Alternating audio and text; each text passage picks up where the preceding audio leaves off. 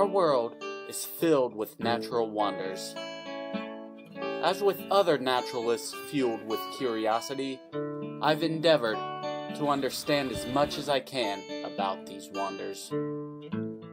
A timeless and invaluable tool that most naturalists use is a journal.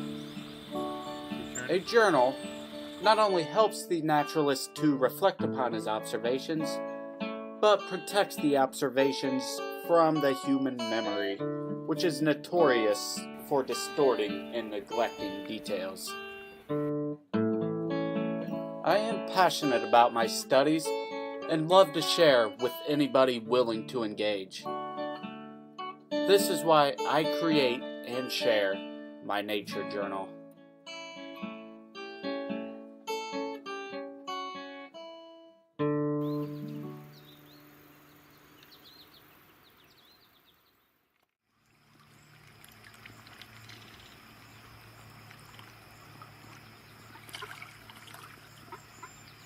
Bird migration is picking up, and this is an exciting time of year because you never know just what you'll find. For example, this mallard is much more rufous than they should be. We can tell by the olive-colored bill without modeling that it's a male. I'm not sure, though, why it's this red. Perhaps it's just in the middle of changing plumage, or maybe it's hybridized with a domestic mallard. Or perhaps it's as simple as genetics that renders it a unique coloration.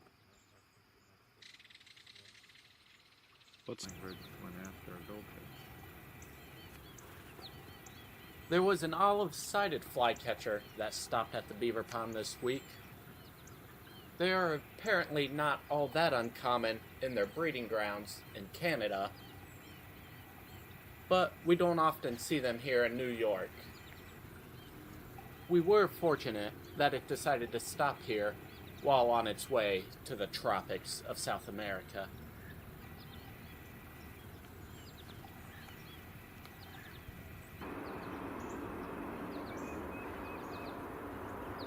There's been an influx of Baltimore Orioles. There's been several days that we've seen 4 and 6 of them.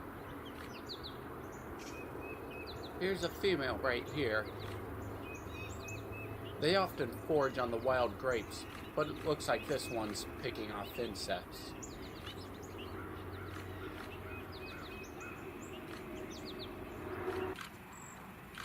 And here's a male Baltimore Oriole preening himself.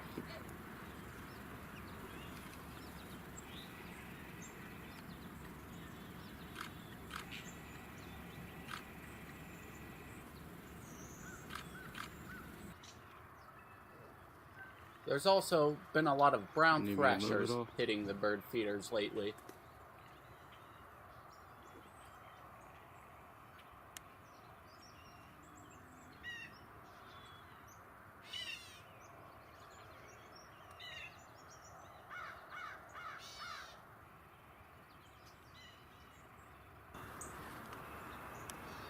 Red-eyed vireos are common in our woods throughout the summer, but lately they seem to have been coming out in the open more. They're a beautiful bird, and it's a joy being able to get a good look at them.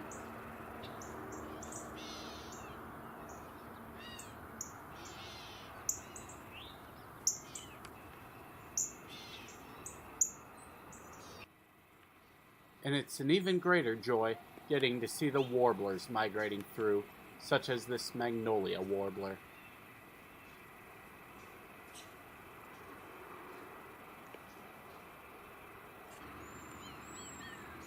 We've still been regularly seeing a broad-winged hawk around the Beaver Pond area, probably the one we released a few weeks back.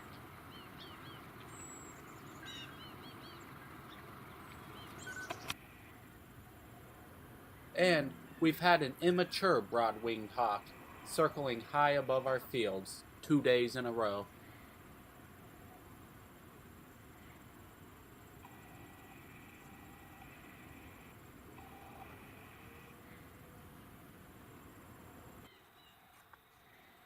Turkey vultures are not at all uncommon in the skies around the sanctuary, but this one is unusual. He's got an injured leg that hangs down from his body. We call him Dangles. We saw him a bunch in the spring and early summer, but then haven't seen him for a while until recently. Now we're seeing him almost daily again. It's been exciting being able to identify an individual turkey vulture. Yeah.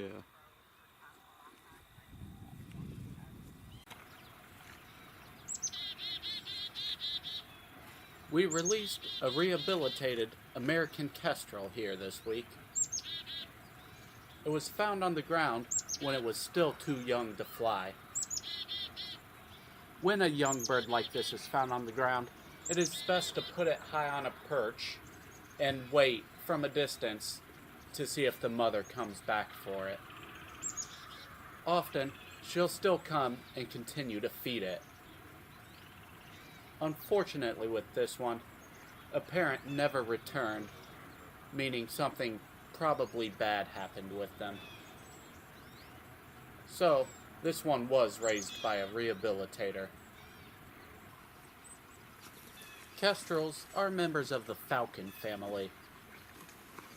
There are 3 falcon species common in our region, the American kestrel being the smallest, then the merlin, and the peregrine falcon being the largest.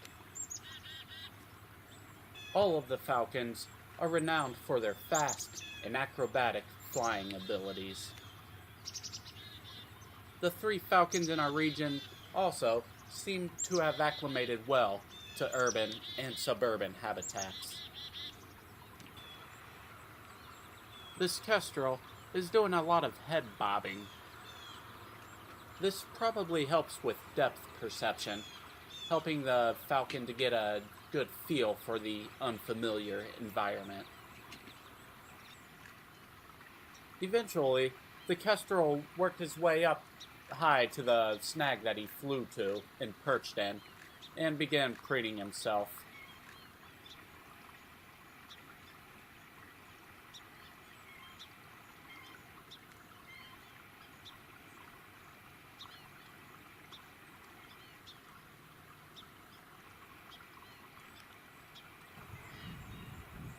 Eventually, he even worked his way up to the very tip top of the snag, revealing an air of confidence.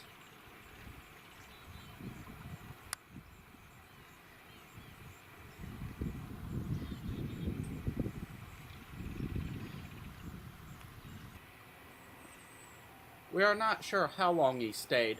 We know it was at least a couple of hours, but by the afternoon when we returned again, he was gone. Some birds did show a slight interest in him, including the kingfisher. Being so small, however, about the size of a robin, he doesn't pose much of a threat to most birds. His most common prey items will be small rodents dwelling in the fields below. He may stick around the sanctuary for a few days, but eventually he's going to head south for the winter. We hope that he returns next year.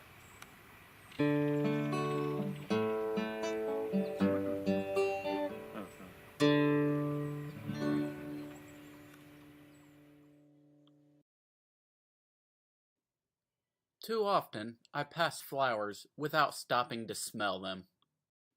I've been making a point to do it more lately, since I smelled these tall coreopsis, and they were the most fragrant flower I've ever smelled. The scent reminds me of grape-flavored Pez candy.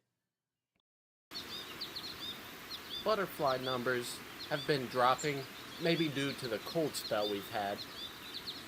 We have still been seeing monarchs and viceroys, and this question mark.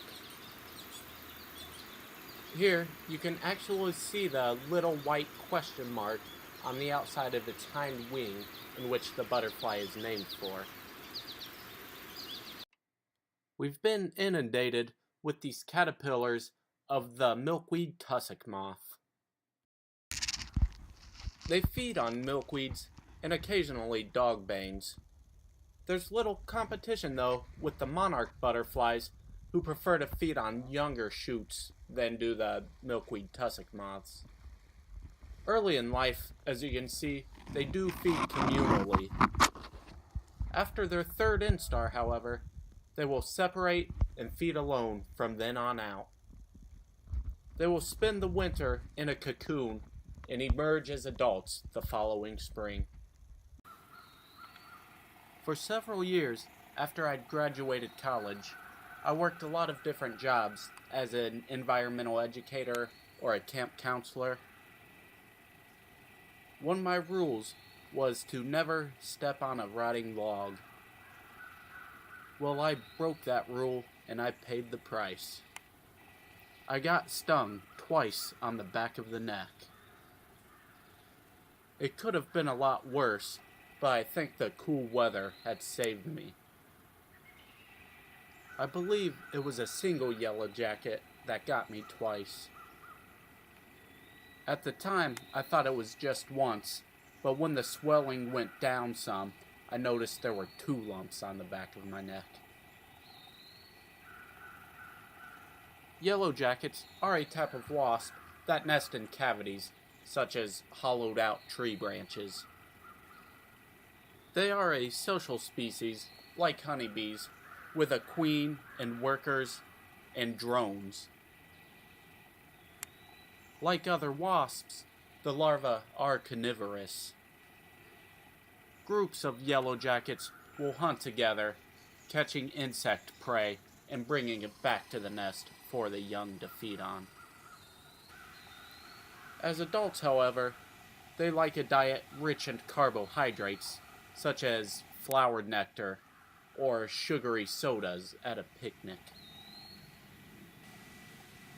I'm glad I did not destroy the nest. It will remain here until the winter when all the workers die. The only survivors will be the impregnated queens that will leave the following spring to start new nests. On the side of one of our trails, I came across this pair of daddy longlegs, also known as harvestmen, face to face with each other. I'm not sure what they're doing, some sort of mating ritual, or maybe it's a territorial battle. My guess is the latter.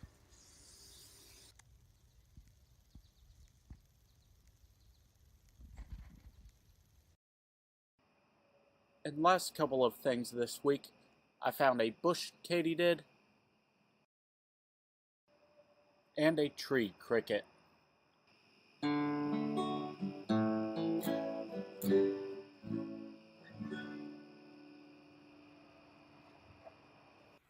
Our mission at Spring Farm Cares Nature Sanctuary is to protect wildlife and enhance habitat around central New York. We thank everybody for supporting us, and if anyone has any questions, comments, would like to learn more, or schedule a tour with us, please check out our website or find us on Facebook.